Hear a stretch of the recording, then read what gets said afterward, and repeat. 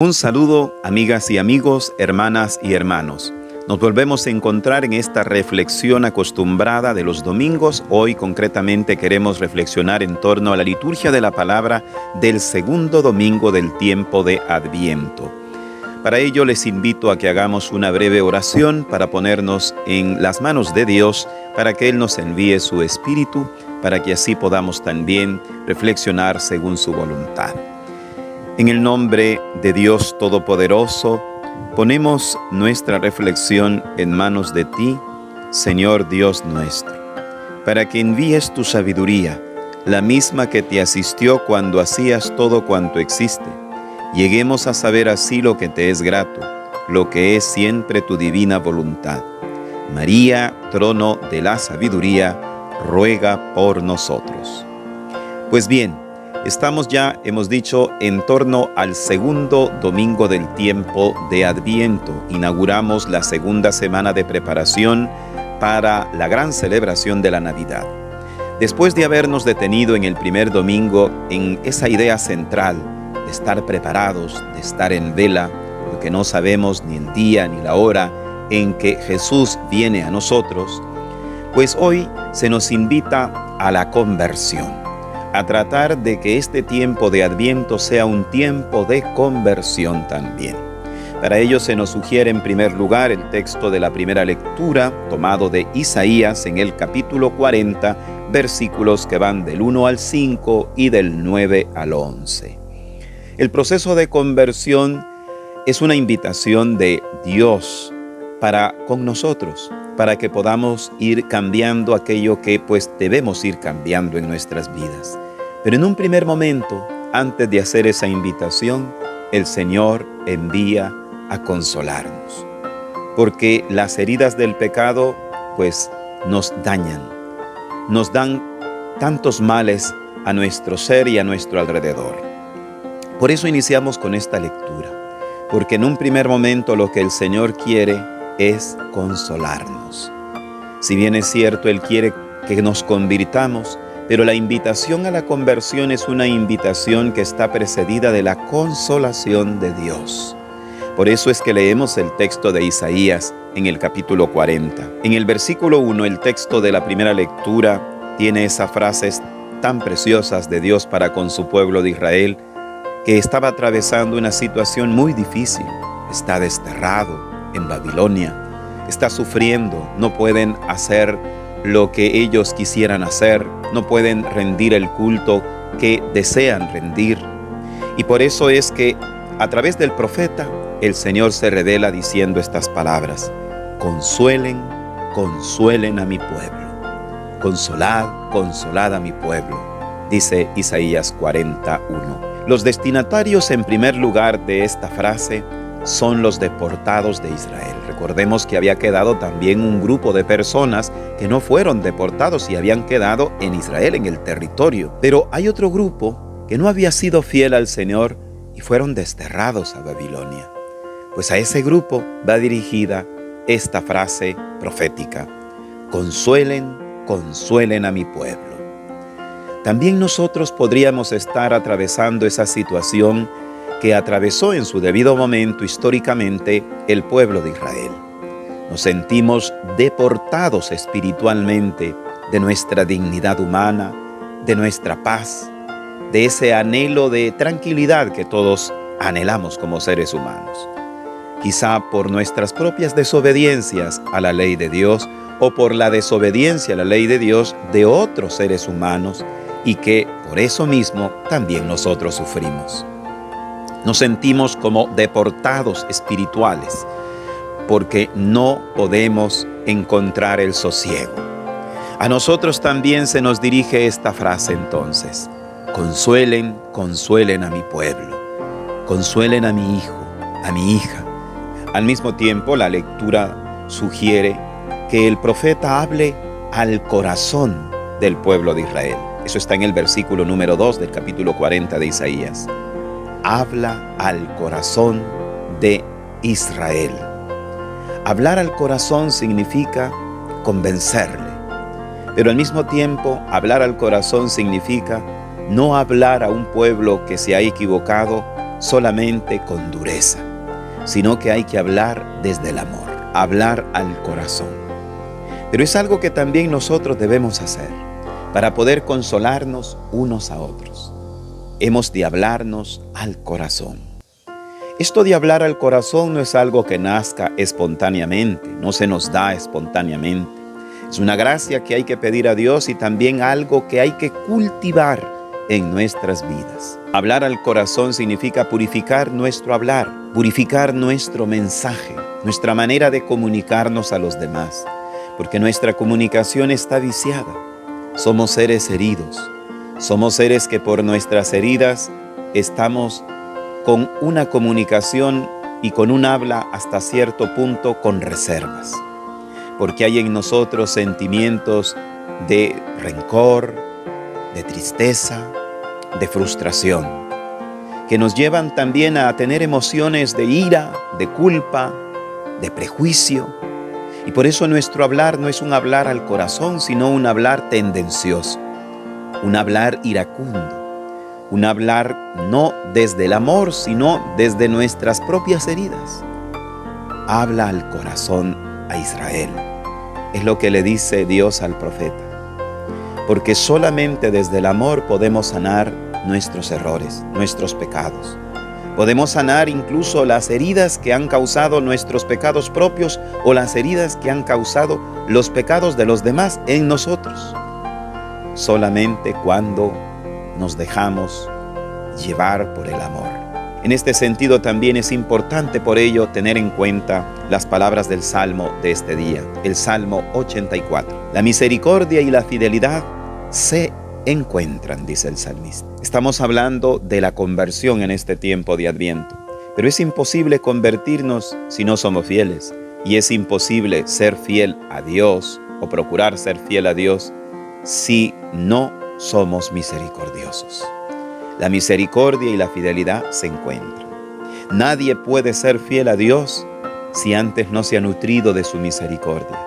Nadie puede ser fiel a Dios si antes no ha experimentado la misericordia en carne propia. La fidelidad pasa por la misericordia vivida y por la misericordia dada. La misericordia vivida de Dios y la misericordia dada al prójimo. Esto es lo que nos está indicando el Salmo 84. La misericordia y la fidelidad se encuentran.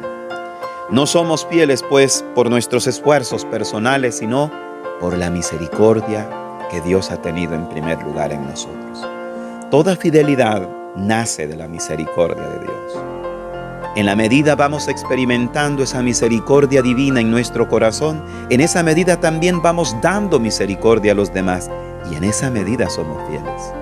Es imposible la fidelidad, es imposible convertirnos fielmente a Dios si no buscamos su misericordia.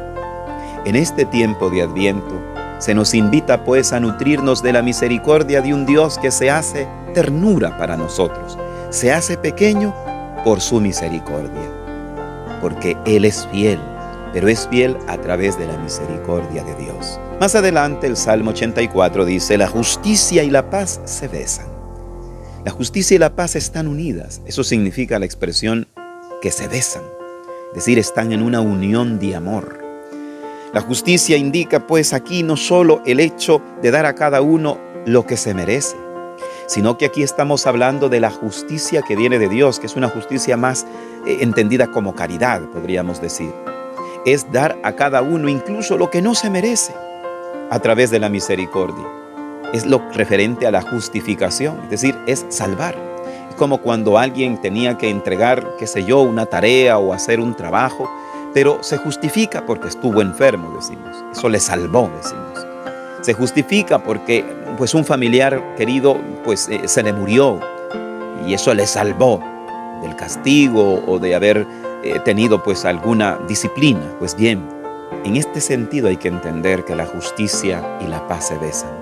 La paz solamente puede venir cuando experimentamos la salvación que de Dios viene. De lo contrario, la paz que podemos alcanzar será muy efímera. La justicia y la paz se besan, dice el Salmo 84. Por eso hemos de tener esta confianza en este Dios misericordioso. Nuestro proceso de conversión no tiene que ser por eso, en primer lugar, movido por el temor, sino por el amor. La conversión debe de insertarse en este amor que descubrimos en la misericordia de Dios. Es Él el primer fiel. Es Él el que no abandona. Es Él el que viene a nosotros para salvarnos, para que podamos ser capaces de convertirnos y que nuestra lucha por mejorar no sea inútil. Por eso es que en Segunda de Pedro, que es la segunda lectura de hoy, Segunda de Pedro capítulo 3, versículos del 8 al 14, se nos advierte que este mundo va a pasar, que este mundo se va a acabar.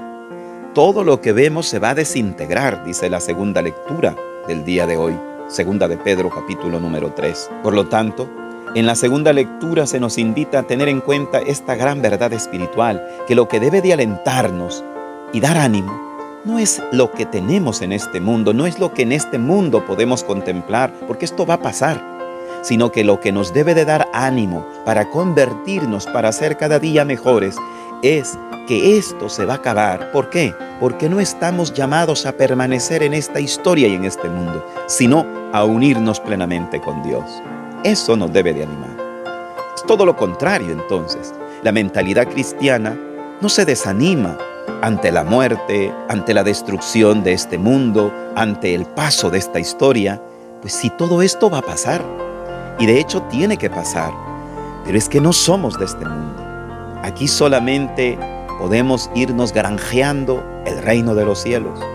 Esto no significa que nos vamos a descuidar de este mundo, que el mundo presente no nos importa, que la transformación de la historia no nos importa. Claro que nos importa, por eso mismo, porque va a pasar. Y debemos dejar huella positiva en este mundo, en esta historia. Pero sabiendo que por eso mismo, porque pasa, nuestra mente tiene que estar puesta en la eternidad y sabernos comportar de la mejor manera. Y para ello es necesario darle el lugar que se merece a Cristo en nuestra vida. El tiempo de Adviento es un tiempo de saber también colocar a Cristo en el lugar que se merece, colocar a Dios en el lugar que se merece. Hoy estamos viendo cómo hay leyes, sobre todo en algunos países desarrollados, de cómo se quiere mandar a Dios a un sitio escondido, a la privacidad de una familia, a la privacidad de una persona. Y se quiere ocultar a Dios. Me comentaban que en algunos lugares, por ejemplo de España, se quiere prohibir, o yo no sé si ya se prohibió, el rosario público. Algunos han quitado el crucifijo de las escuelas públicas, por ejemplo, o de lugares públicos. Se quiere quitar todo aquello que nos indica al Dios verdadero, al Dios cristiano, porque se considera que ese Dios nos somete, que ese Dios nos esclaviza. Todo esto, la sociedad de hoy lo dice porque no ha conocido al Dios verdadero, porque tiene una idea falseada del Dios cristiano. Pero, en definitiva, se le quiere ocultar a Dios. Se le quiere colocar en un sitio que no le corresponde. Y de eso nos habla hoy el texto de Marcos en el capítulo número 1, versículo del 1 al 8. Cuando Juan el Bautista invita a la conversión, también nos indica un camino de conversión. Y es el de saber colocar a Dios en nuestra vida en el lugar que se merece. San Juan Bautista dice esta frase que nos indica esta idea al terminar esta perícopa de Marcos capítulo 1, versículos del 1 al 8. Detrás de mí, dice San Juan Bautista, viene el que puede más que yo, y yo no merezco agacharme para desatarle ni siquiera sus sandalias. Yo he bautizado con agua, pero él bautizará con fuego. Con estas palabras, Juan el Bautista sabe dar el puesto que le corresponde a Dios, a Cristo. Sabe reconocer quién es el que tiene poder. De hecho, le llama a Jesús el que puede más que mí. Con esa frase describe a Jesús. No llama a Jesús por su nombre, sino que le dice por lo que puede, el que puede más que yo. Porque sabe dar el lugar a Jesús que le corresponde. La crisis que hoy presenta nuestra sociedad, una crisis en donde el ser humano cada vez va perdiendo su propia identidad. El ser humano no sabe lo que es. El ser humano no sabe para lo que es. La crisis de valores que tiene nuestra sociedad de hoy Es una crisis provocada porque hemos dejado a Dios en el lugar que no le corresponde. Y hemos colocado nuestras ideas, nuestros gustos, nuestros deseos, nuestros placeres en el lugar de Dios. La conversión, pues, el cambio, realmente viene a través de esta sana jerarquía, de colocar a Dios en el lugar que le corresponde, como lo hizo Juan el Bautista en su propia vida. Detrás de mí viene el que puede más que yo, a quien yo no merezco desatarle ni siquiera las sandalias, dice Juan el Bautista. Juan el Bautista es el hombre sabio, porque sabe cuál es su lugar, pero también sabe cuál es el lugar que le corresponde a Dios en su vida. Esto también es conversión, y esto nos ayuda a convertirnos.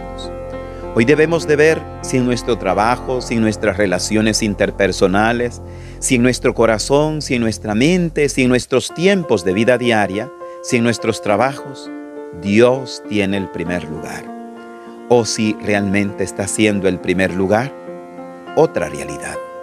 Hemos de preguntar, porque esto nos ayuda al proceso de conversión. Que en este tiempo de Adviento, pues, que la Iglesia nos permite vivir y que Dios también nos permite vivir, podamos ir dando estos pasos para que la celebración de la Navidad no sea una celebración paganizada para nosotros cristianos, sino realmente una celebración cristiana. Que Dios nos ayude a ello.